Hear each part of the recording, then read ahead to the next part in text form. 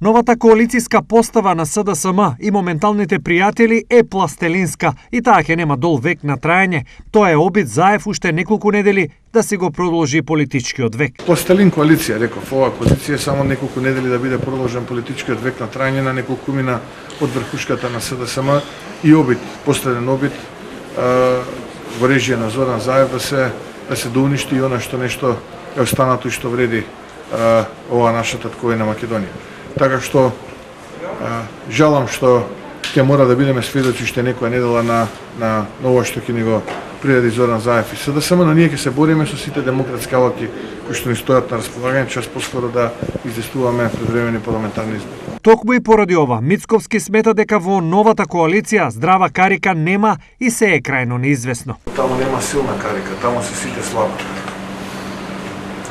И каде ви пукнат? На секаде сега, како да ви кажам.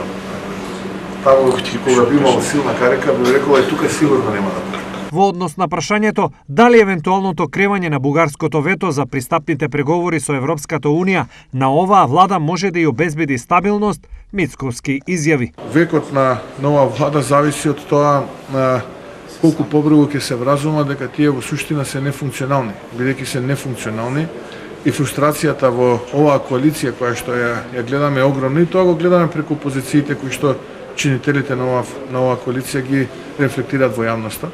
И јавно, но и полутајно и позади завесата и она што го зборуваат со нас.